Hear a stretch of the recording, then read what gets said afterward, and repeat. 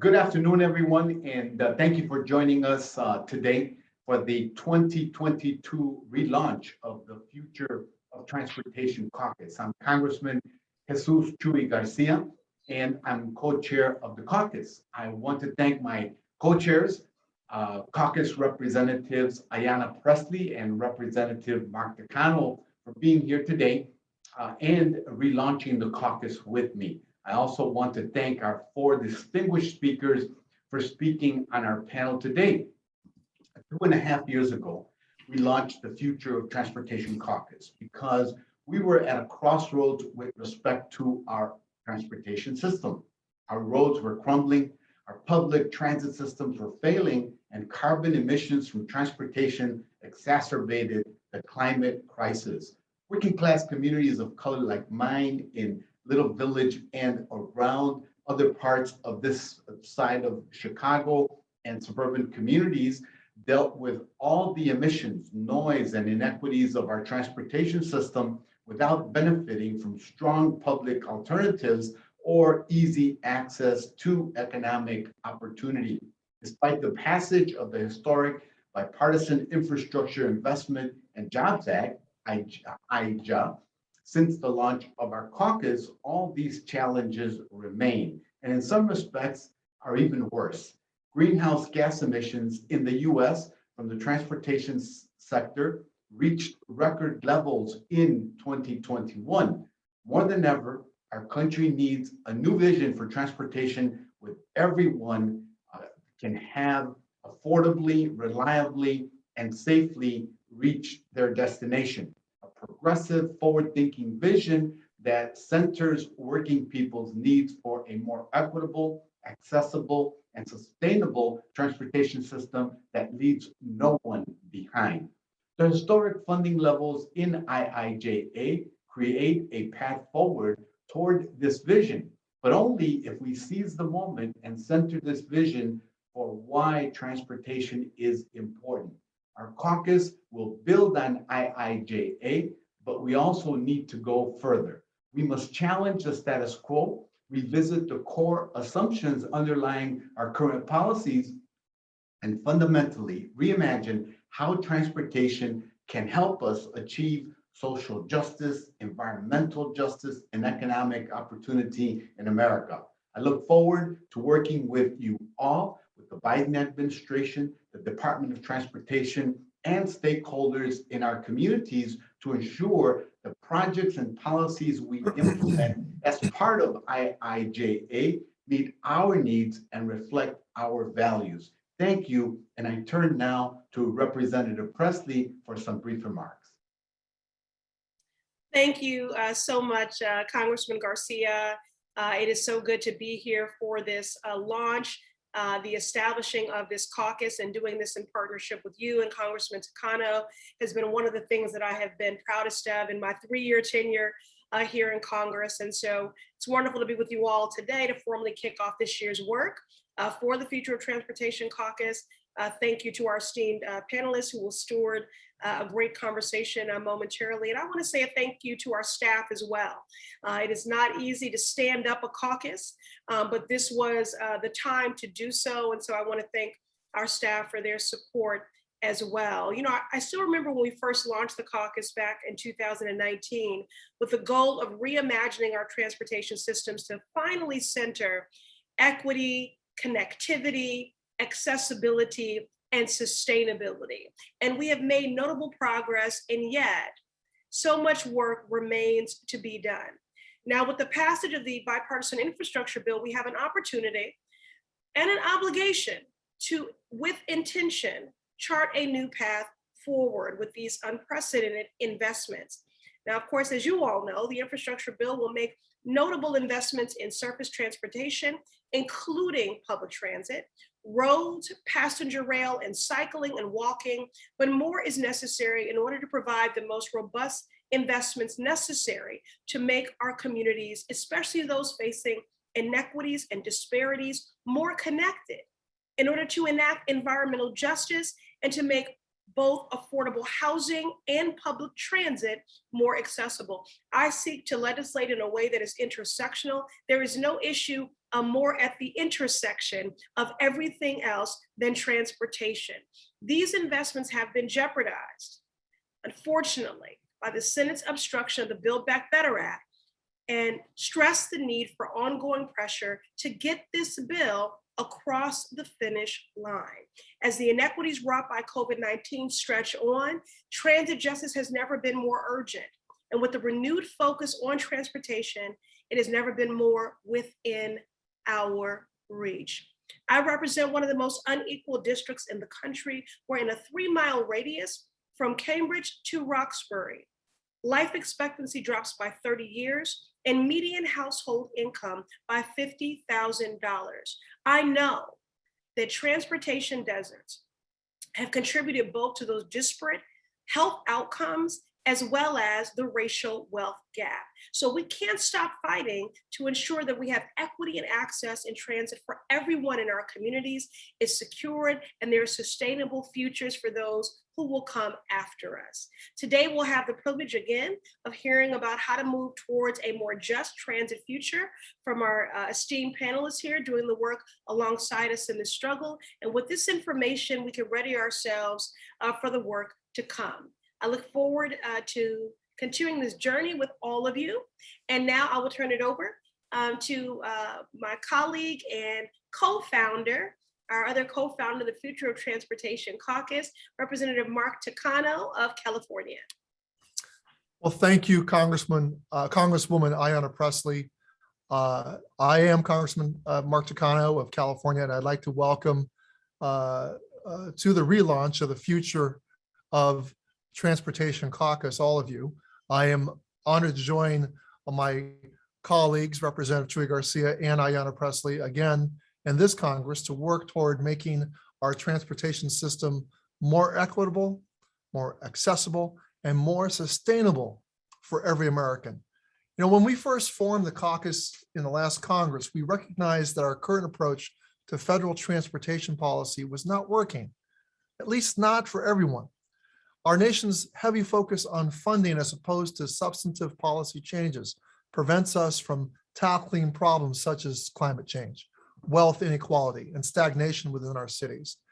And like many other areas of the country, it is typically the underserved communities that suffer the most and benefit the least from exclusionary policies that favor capital investments over people-oriented approaches to city planning. Now, the caucus was set up to challenge the status quo and foster serious policy discussions and generate these new ideas. And we're bringing together experts and policymakers to help us re-envision a future for better planning of our cities and enhancing accessibility for underserved communities. Our transportation infrastructure should be designed around our communities and not the other way around. Everyone needs access to jobs, services, and recreation, not just a few who can pay for the privilege to do so. Last year, Congress passed the Transformational Infrastructure Investment and Jobs Act that not only makes overdue investments in our failing roads and bridges, but also seeks to tackle many of the challenges that underserved communities face when it comes to having access to clean water and clean air. Today, with the relaunch of the Future Transportation Caucus, we are endeavoring to build on the successes of the IIJA to grow our infrastructure investments in a way that benefits every American. I too would join and associate myself with the comments of my two colleagues, and especially that of my colleague from Massachusetts, Ayanna Pressley, of the need to not give up on Build Back Better. There are tremendous investments that we need to invest in terms of our climate change, addressing climate change, and we have a responsibility to do that. We have an incredibly exciting panel of experts from the U.S. Department of Transportation, Transportation for America, the National League of Cities, and Sierra Club, who will kick off our very first meeting. I'm truly excited to hear their perspectives on the bipartisan infrastructure bill and how we can continue to build back better in future iterations of legislation that we will hopefully consider in the coming months. I want to thank you all again for joining us today, and I look forward to another exciting year of discourse and debate and frankly action on how we can move our country forward. Thank you for your remarks, Representative Takano. Now I'd like to introduce our four speakers, a wonderful panel. First, we will hear from Carlos Monge, who is the Undersecretary of Policy at the U.S. Department of Transportation. And then we'll hear from Beth Osbome. Beth is the Director of Transportation for America. And third, we'll have Brittney Kohler. Brittney is the Legislative Director of Transportation and Infrastructure Services at the National League of Cities. And last but not least, we have Catherine Garcia. No relationship. Catherine is the Acting Director for the Sierra Club's Clean Transportation for All campaign. We'll be having a short Q&A session at the end of the speakers' presentations. Please enter any questions you have through the Q&A button at the button on the screen. Carlos Monge, please go ahead. Thank you very much, Congressman, and thank you for the invitation to be here, and congratulations on launching the caucus again. I want to recognize the good work that you and your teams, and that's true for the folks on the call as well, who have delivered the historic investment that the three chairs have been talking about. I want to also recognize the efforts of my fellow panelists and their organizations for helping get it over the finish line. As folks know, President Biden last year signed the most significant investment in jobs and infrastructure in many of our lifetimes. It's a bipartisan agreement with support from both sides of the aisle. And today we are faced with enormous challenges: the effects of climate change, the widening racial inequity, still rebounding economy, an increase in traffic deaths, unlike we've seen in many decades, along with the global pandemic. The bipartisan infrastructure law gives us once in a generation tools to meet these challenges. We've been preparing and coordinating well in advance of the bill passage and have been operating in a very fast clip since November. I get a chance to talk about this bill a lot, but not often with an audience that is as knowledgeable about it as this group is. And so I want to spend a little bit of time on implementation, some of the challenges we're facing. So in the short amount of time since bill passage, we've already issued important guidance to states. We published with the Federal Highway Administration a Fix It First memo, which accomplishes and puts the finger on the scale on a lot of the issues that the folks on this call care about and have been working towards. We've expanded the eligibility for Transportation Alternatives Program and and put out early apportionment guidance for safety highways and airports. We've announced the $28 billion Bridge Formula Program and an additional $1.4 billion in emergency relief funding. So doing everything we can to get the formula dollars out the door as quickly as possible and providing guidance about what those mean, what folks can do with that money. We've also been able to speed up additional non-bill programs like the $1 billion raise NOFO and $230 million in the Port Infrastructure Development Grants, which is such an important program as we face supply chain challenges. We've already launched the Memorandum of Understanding with the Department of Energy and with Secretary Granholm to launch the EV Joint Program Office that's going to accomplish the goal of putting 500,000 EV chargers on our nation's roadways and in our neighborhoods. And the department has begun to move forward on as many aspects of the bill as we can. Some programs are hampered by legislative challenges resulting from the constraints that are in the continuing resolution. It's not normally something I talk about, but it's a perfect audience for it. Specifically, much of the funding that we just received is constrained by the terms of the FY21 Appropriations Act, which still applies to the current year under the continuing resolution.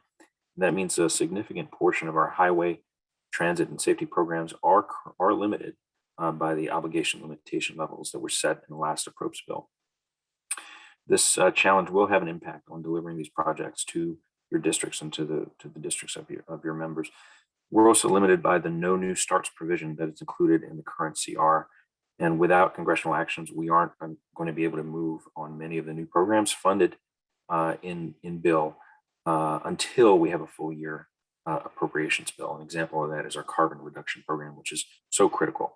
Also, in more inside ball for folks is that we can't use administrative expenses funding to implement the new programs, which means that we're struggling with staffing, and at a time when many folks are going to be competing for the same challenges. I wanted to give you a sense of how we're approaching what is a transformative set of policies and investments in the department to manage. We've got more than 100 programs and substantially more discretionary dollars than we've ever had. We've set up something called the Executive Policy Council or the EPC, and that coordinates implementation, everything from timing press announcements to streamlining decision making to setting priorities and holding ourselves accountable. The EPC, I sometimes call it the EPIC, is also a venue to address some of the cross-functional issues that we know that we have to face together as a department. High on that list is making sure that the department and our state and local partners can hire the workforce that they need. We brought on a small but exceptional team to lead that work, which includes implementing the workforce development dollars that are in the bill, enabling our grantees to invest in workforce development, developing partnerships across government and industry to align training funds to the needs of the infrastructure workforce, and encouraging higher job quality, local hire, apprenticeships, the right to join a union, and the use of minority-owned contractors wherever it is possible. Another cross-functional issue that we're tackling is how to ensure that the new parts of the bill, like our bridge, competitive funds, our passenger rail programs, the mega grants, these big dollar programs, can work together to build the hard-to-fund projects that cross the jurisdictional lines and can alleviate choke points in our national network. We are taking a hard look at how we can harmonize our processes, reduce the burdens on our applicants so that we can accomplish those goals that Congress set for us. I'm going to very briefly, because I want to hear from the rest of the folks and have the conversation, talk about some of the superlatives in the bill. It's the largest investment in roads, bridges, and highways since the creation of the interstate system. $110 billion in new funding, including $40 billion for bridge repair and replacement. We've seen too many devastating bridge closures, like in Florida, Tennessee, remind us how much these connections really are critical and how much people depend on them. For transit, $90 billion in guaranteed funding, the largest transit investment in our nation's history. It's going to help replace old rail cars, buses, modernize signal, and pay down the maintenance backlog. It's going to help transit agencies create more frequent service and add new routes. On the rail side, another superlative here, which is the background noise here. The largest investment in passenger rail since the creation of Amtrak. It's the historic investment in freight rail, and because safety is the cornerstone of our work at the department, I want to note the $5 billion that's in the plan for rail improvements and safety grants, and $3 billion to make rail grade crossings safer. That's where we see the most instances of injury and death on our railways, is when cars have conflicts with trucks, with trains.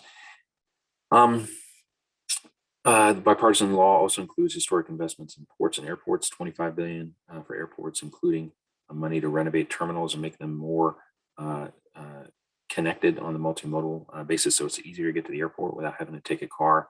And invest $17 billion in our ports and in our waterways to reduce bottlenecks and make sure that freight is moving quickly.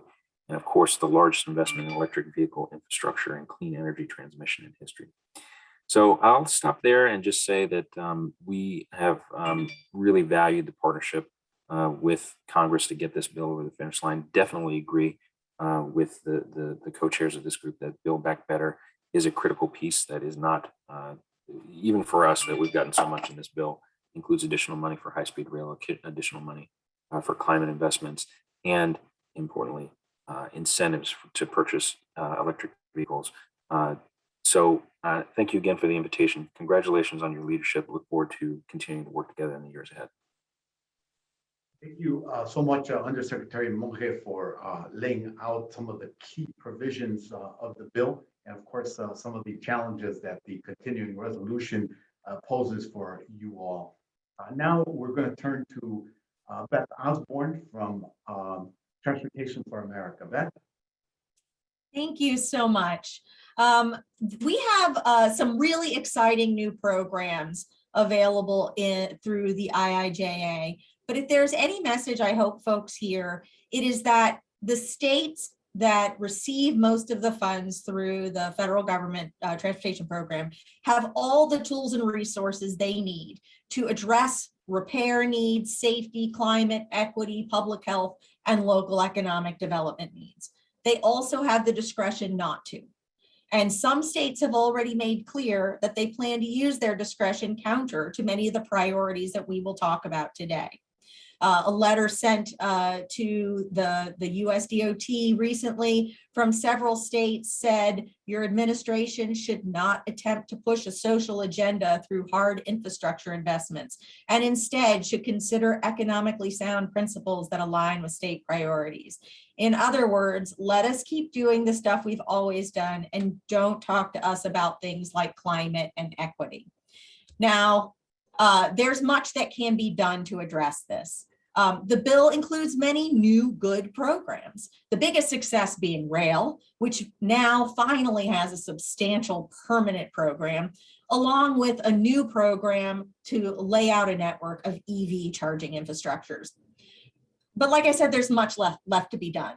We have spent decades digging a hole when it comes to safety, active transportation, equity, and other priorities.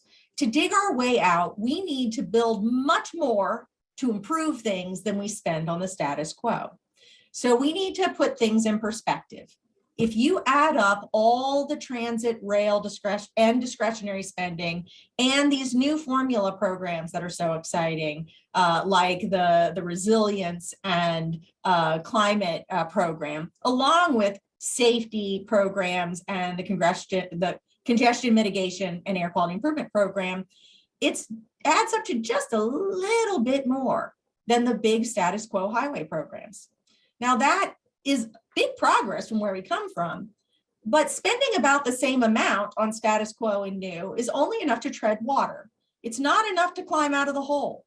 So our objective now is to push even the big status quo programs to be more supportive of state of repair, safety, equity, climate, resilience, and all the other priorities that this caucus stands for. And we can do that. Unfortunately, the bipartisan support for the status quo won out this time in spite of the great work of this caucus and many others to bring those other priorities into the program. And now we need to turn our attention to better highlighting the way money is being used and the results we're getting for it, as well as administrative actions to create some guardrails. And I'm going to highlight some examples here. One, the press, Congress, the administration, all can be a part of tracking and ranking state and metropolitan planning organization performance in priority areas like repair, climate, equity, and safety. We can make competitive grants hard to access for those entities that have chosen to continue to spend money on big expansions while maintaining a very poor state of repair track record.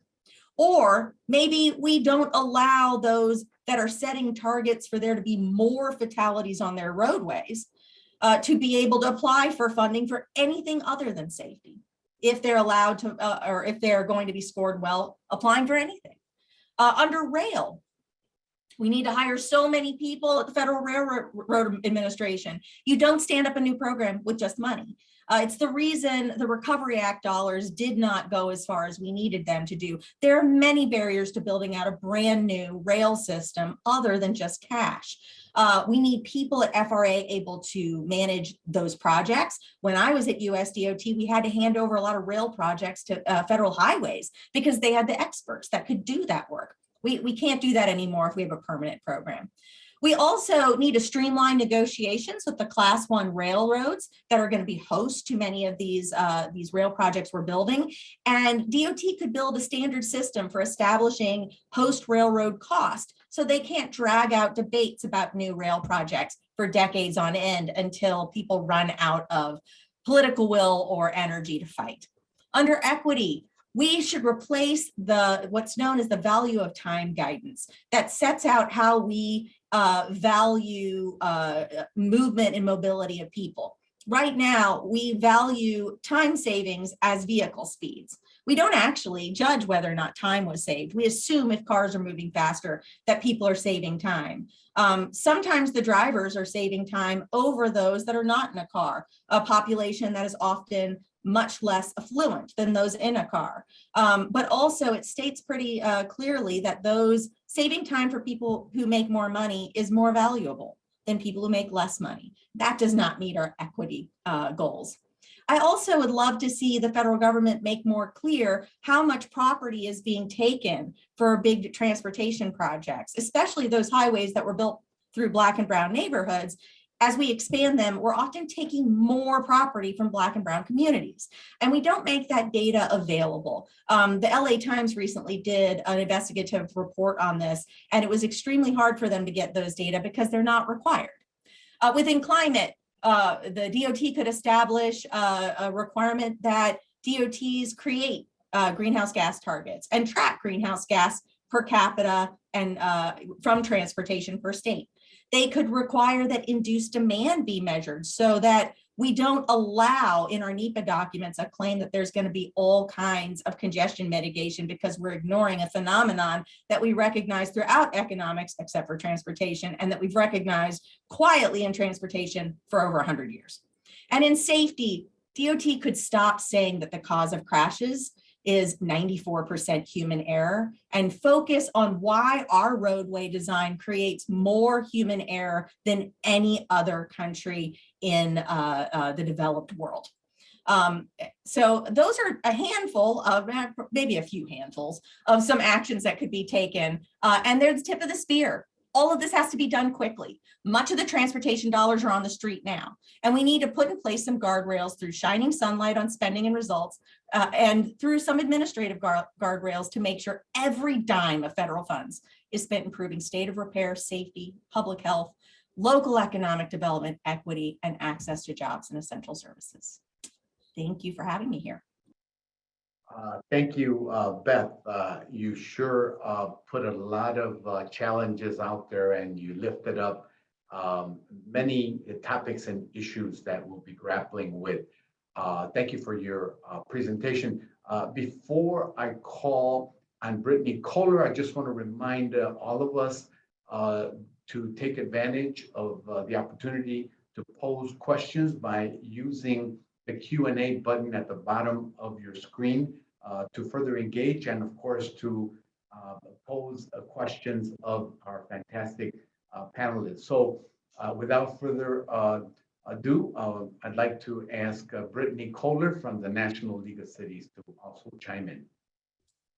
Thank you so much for having me today. We certainly appreciate the opportunity to not only applaud the work that Congress has done to pass a historic infrastructure bill that cities and towns have been calling for years, but to also highlight exactly some of the challenges that Carlos and Beth have brought up here, which is that we are seeing a historic bill, but we're also seeing a congressional process that might hamper some of the rollout. We are seeing an opportunity to spend funds, but perhaps not to spend them in the best possible way. But I can tell you right now that every city leader across this country is thinking about how they match the programs that have been passed to the needs that they see in their local community, and how the people in their districts and the residents who are, have had so many transportation challenges, no matter where you're from, or water challenges, or broadband challenges during COVID, that they're ready for solutions to those problems. And Congress is going to be very attuned to that. And I think that we continue to see that and continue to see where we might be able to do additional work through the Build Back Better Act. And frankly, as we think about the future of transportation technology, the future of safety in our country, and what are those underlying elements that we can upgrade, that we can change, that will change the outcomes. And because that's what people want at the end of the day, is they really do want to see those outcomes. And as our folks have talked about, priorities in the bill, many of the opportunities here are about partnership. and about weighing in the process. So we are encouraging cities and towns to really work with their metropolitan planning organizations, their regional planning organizations, their state DOTs, to make sure that their local needs are being heard throughout the process. There are some folks, who have said, equity in our process is about equity of modes. It's about equity of where these dollars are reaching and what neighborhoods they're actually reaching. And I haven't met a member of Congress or a city official who isn't interested in understanding what that reach looks like, how those investments are making improvements. And so we are going to be looking for those measures of equity, measures of access, measures of success that really will show what's possible with federal local partnership, with federal local state partnership as we move forward. And so I would say that if we were given the opportunity to highlight some of the programs that we feel like will be game changers throughout the country, we are seeing some of the safety funds going to communities to finally work on some of our safety issues as being a real win in this bill. We're seeing the rail funds that deconflict, where we've had a lot of safety incidents of communities, where they've had blocked crossings and can't get an ambulance from one side to the other, and that type of solution.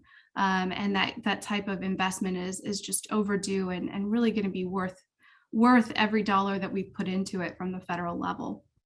But I think it is important that we look at those larger programs and we look at the details behind them.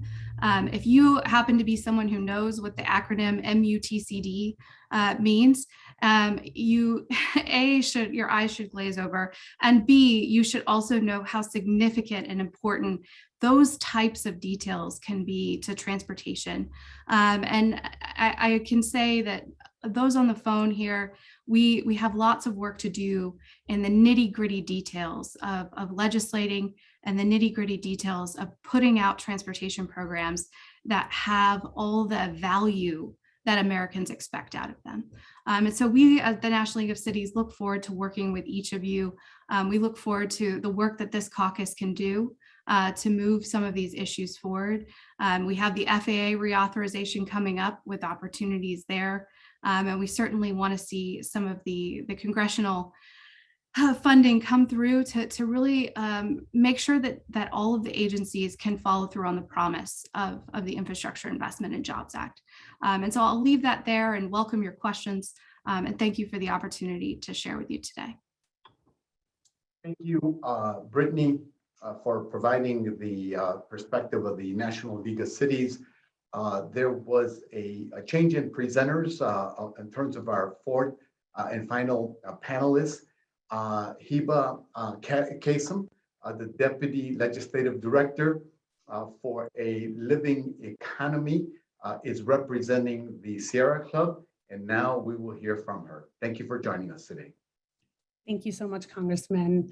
Good afternoon, everyone. I'm honored to be a part of this panel. Thank you to my fellow panelists and Reps Garcia, Pressley, and Takano for all of your efforts and great work on transportation and infrastructure. Also, the Sierra Club is especially grateful to Congressman Garcia for his commitment to transit equity and fighting for the working class and communities of color. Similar to many of you at the Sierra Club, we have been dedicated to increasing investments into our infrastructure and tackling the climate crisis, including funding for clean transportation, clean water, clean electricity, clean manufacturing, land protection, healthy buildings, agriculture, and more. With that being said, we are grateful for the funding from the Bipartisan Infrastructure Law. However, we cannot stop here.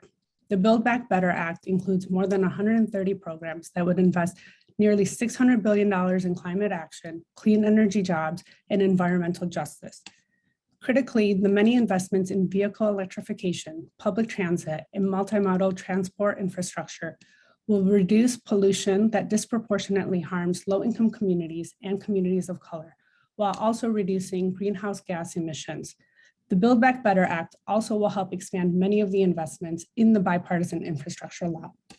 Passing BBBA, in addition to the bipartisan bill, is the only way to achieve President Biden's goal of cutting climate pollution in half by 2030, while investing in a more just, healthy, and equitable future for our communities. By boosting union-made electric vehicles and investing in even more in public transit, rail, and electric school buses, the investments in the Build Back Better Act will help us tackle the climate crisis and invest in our communities at the scale necessary. For starters, expanding public transit is crucial to slashing transportation emissions and providing a service that many depend on to get to their jobs, healthcare, and the grocery store.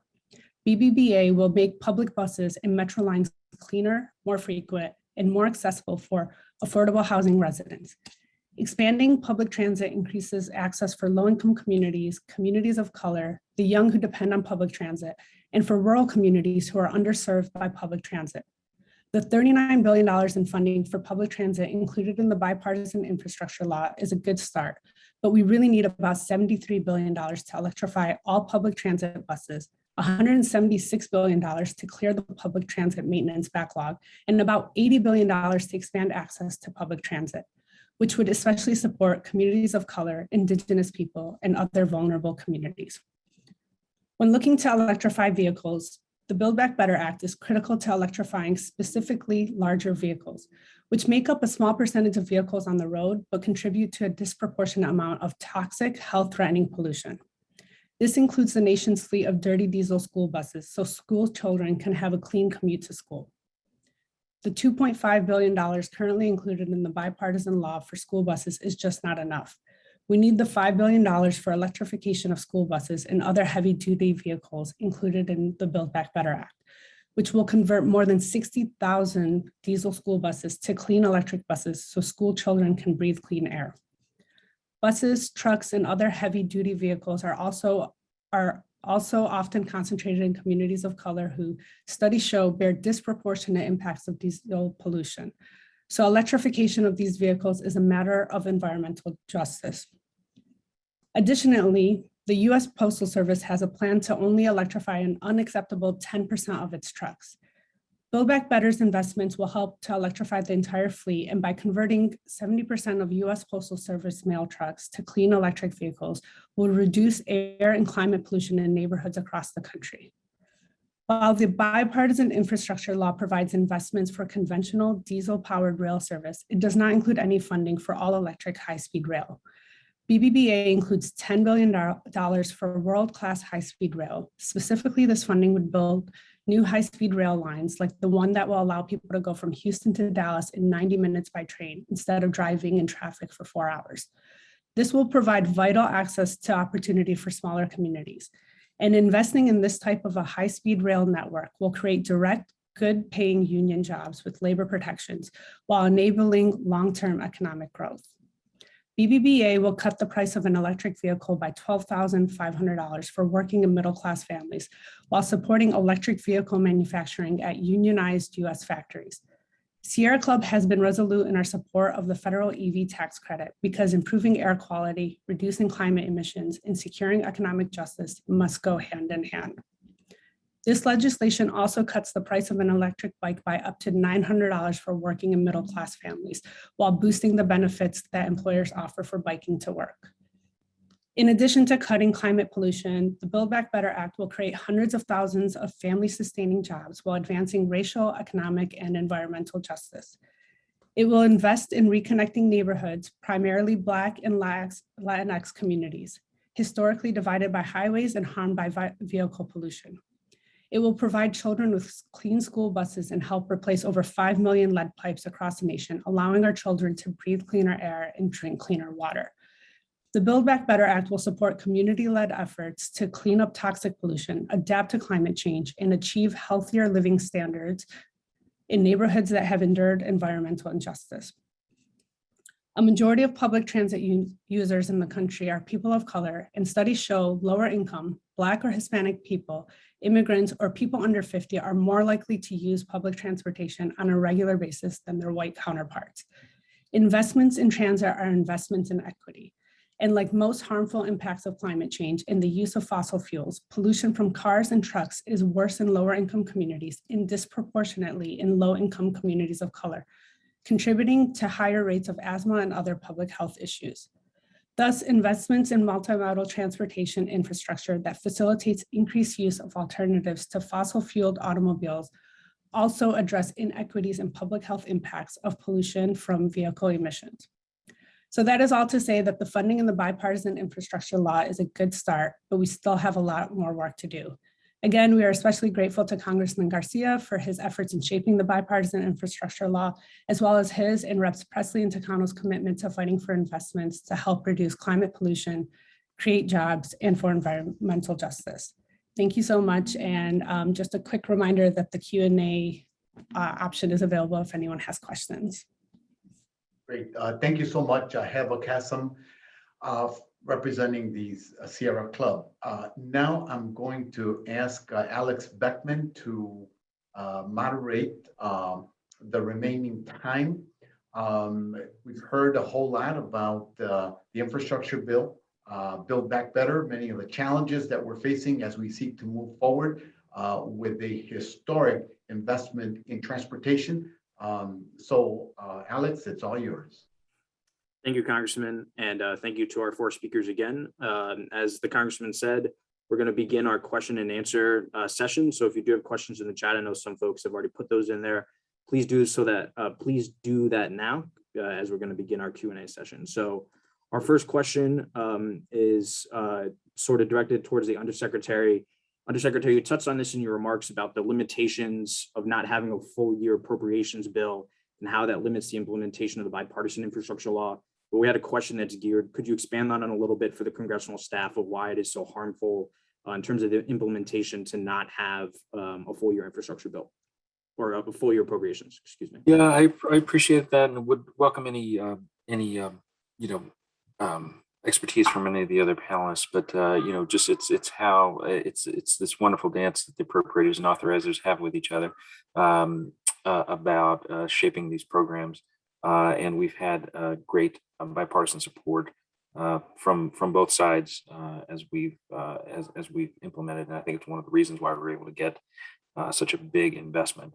I think the continuing resolution that we're currently living under has limits on new starts. That's one example of things where if there's a program that wasn't part of that approach package, we're very limited in kicking off new programs. We are working with the White House, working with our appropriators to push the limits on that as far as we can so that we can start moving on some of these. But, there, in the absence of having a full year funding bill, for instance, there could be policy disagreements between the House and Senate, and we would have to change a NOFO midstream. We are working to try to get as much money out the door. For instance, we're rolling out the RAISE grants, which the old Tiger grants, and with the 1.5 billion in advance appropriations that we have, even though there's another tranche potentially of money that's coming. The other limitation on it is not being able to hire, which, as I think Beth mentioned, that the Federal Rail Administration has learned the lessons of the Recovery Act, and which the main one is you can't have a one-time infusion of dollars and expect everybody to have the capacity to build out. So they have a plan, and they've figured out how to do that, but they can't operationalize it until they get some of that money. And again, it's different mode to mode. For us, we call our operating administrations modes. Our highway administration was able to go out and give people the certainty that they will have a 20% increase in their formula road dollars. But it is a complicated map and one that we're prioritizing, even as we don't have the full team to build out. And again, it's not something we talk about a lot, very, very much publicly, because we have the Congress and we have the presidency, and so this is our challenge to work together on. Great, thank you, Undersecretary. Our next question, I know this Brittney sort of put a link in the chat earlier, but someone asked about the very wonky titled Manual on Uniform Traffic Control Devices, which is actually really, really important when it comes to road safety. So I wanted to give Brittney a chance to talk about why National League of Cities views it as so important and some of the flaws right now that really lead to more deaths and injuries on our roadways that we have a chance to actually fix if we do it correctly. Sure. So this is a guide that comes out of FHWA, which another acronym, Federal Highways. And the goal of this document is to tell us, what are the parameters of a stop sign? It has 8 sides, it's red, et cetera.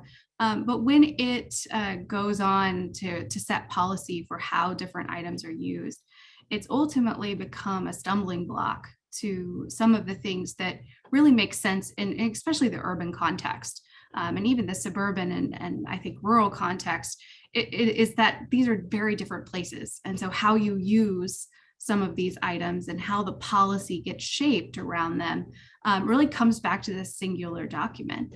And it's been something that has been overdue for an update in a long time. And it's one of those areas of policy where we could see a lot of results from really thinking about where we should be tied to that document and where we should be thinking more broadly about the variations in technology and use and making sort of more iterative choices that are still backed by solid engineering and frankly, a real understanding of how speed in particular is managed in communities and what the appropriate speed should be if we really want people to walk away when there is an accident.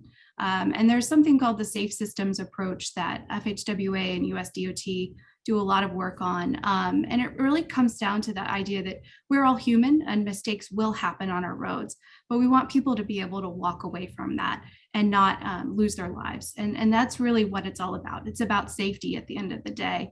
And we know that good policy can lead to better outcomes on our roads.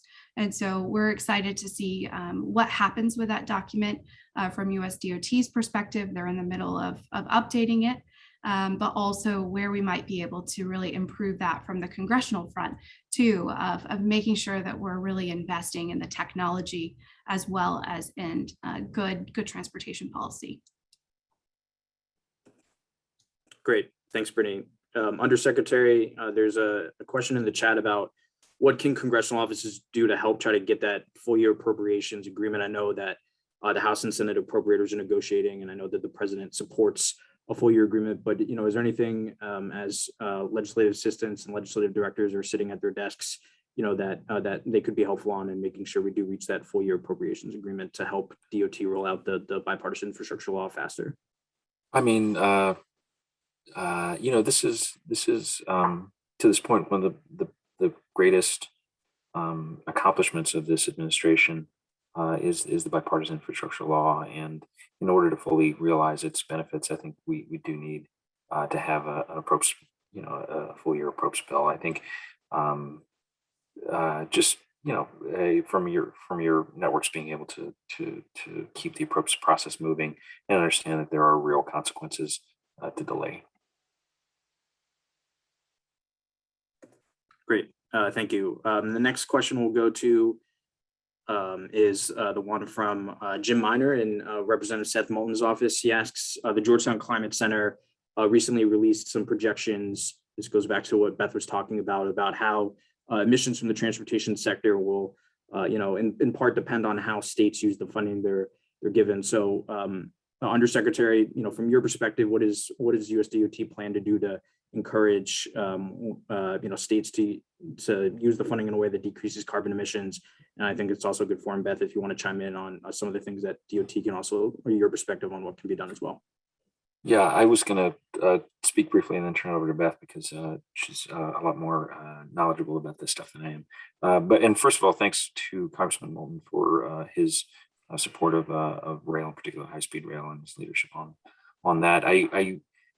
There's a lot of money that we have that we have access to that will make an impact on the climate issue, and folks have mentioned a few. I would add the low-no transit bus program, the passenger ferry grant program, all the rail dollars that could be put towards passenger rail.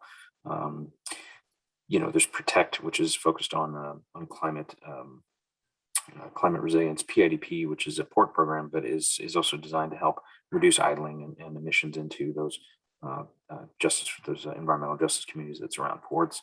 We've got a lot of money in discretionary grants, and we are going to put carbon emissions and environmental justice at the heart of those places where we can within the NOFOs. Performance management, which is something that has evolved over the last set of authorization bills. We are moving towards a GHG emissions performance goal where states have to look at their program and set those goals. And we are, developing new tools to help them understand and incentivize those better decisions.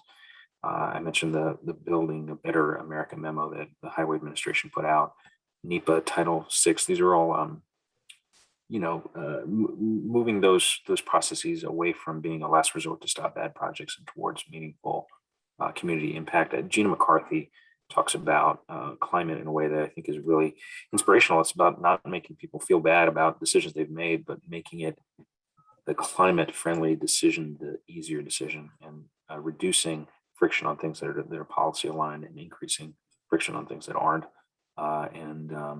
There's a great diversity of state DOTs, and we're going to do everything we can to support the gazelles and to draw attention to those who aren't meeting those standards.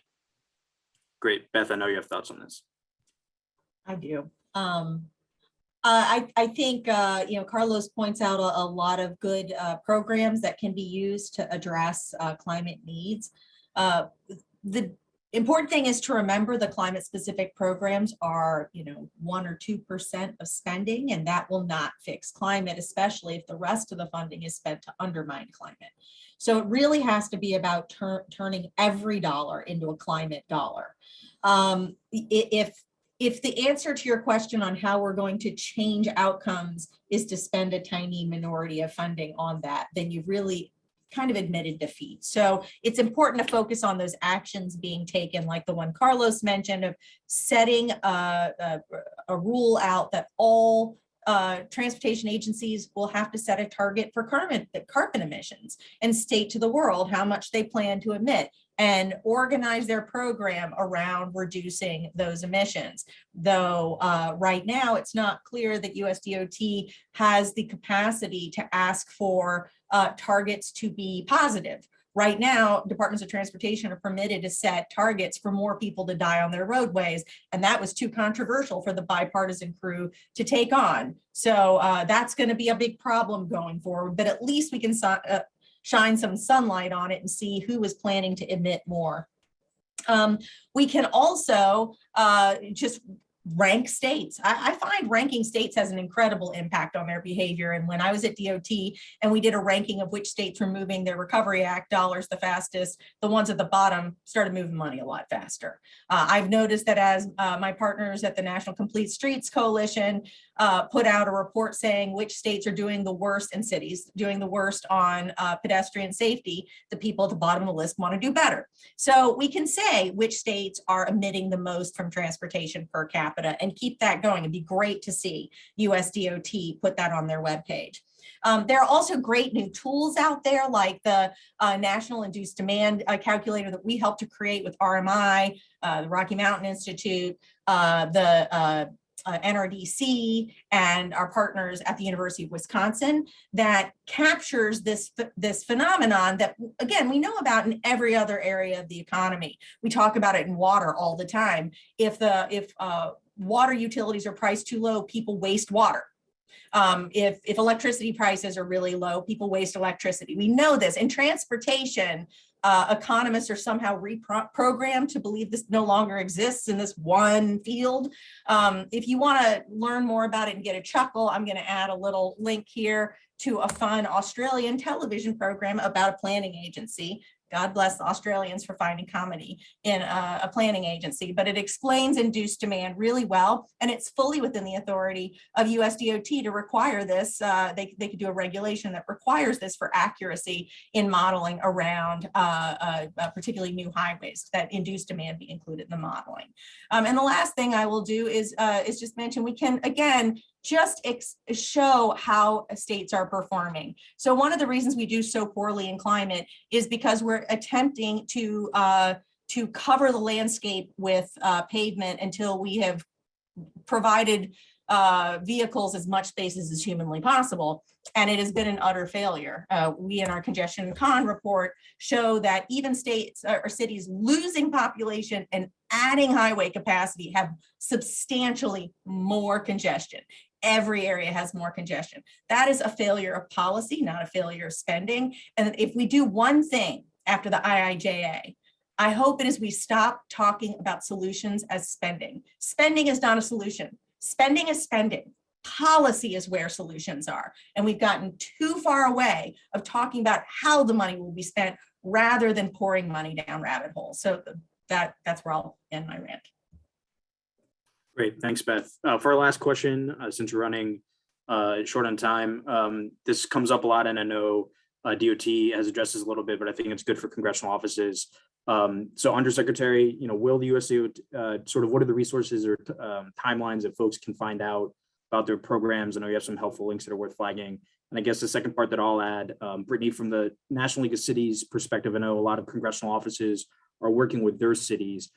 How can congressional offices be most helpful to your members, many of which are our constituents, as they look for resources and be helpful? So sort of a two-part question, one to you, Undersecretary, and then one to you, Brittney. Well,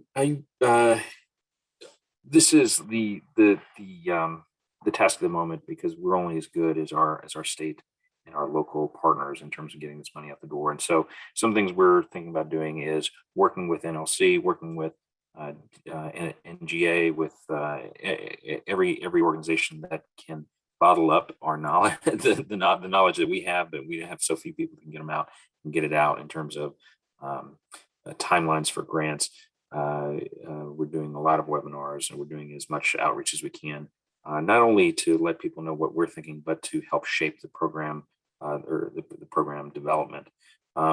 We are thinking about ways to reduce burdens within the agency by harmonizing some of our standards. We're talking about doing a joint NOFO for some of the marquee discretionary grant programs at the Office of the Secretary, and other ways that for really complicated projects that we can harmonize money that's coming from different places. We're talking with the White House about developing cross-agency TA. EPA is very good at this in a way that we aren't, because they've got a network of contract support.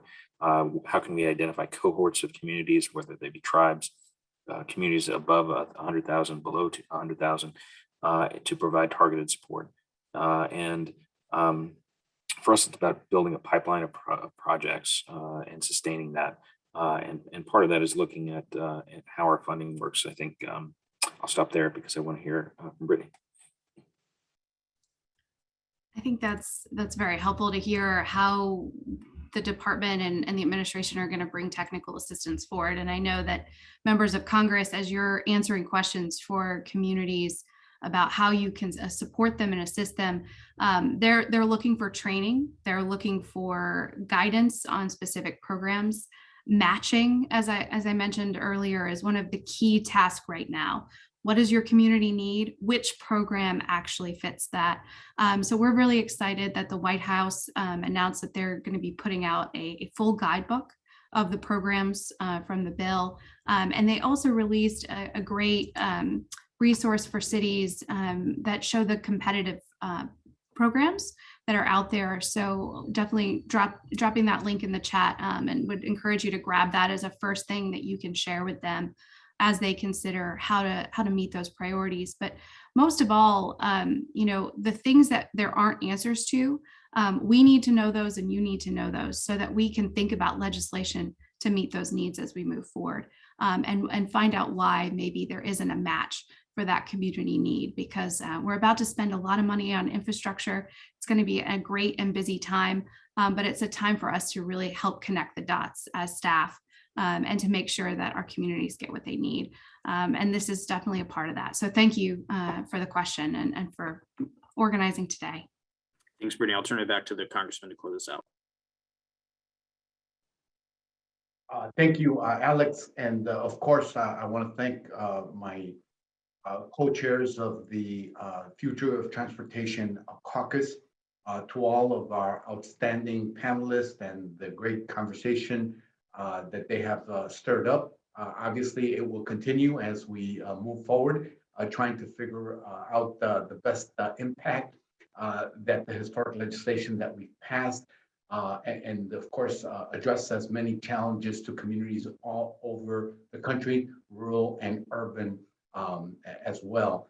So thank you for joining us. And we will be doing this periodically as we've now officially relaunched the Future of Transportation Caucus.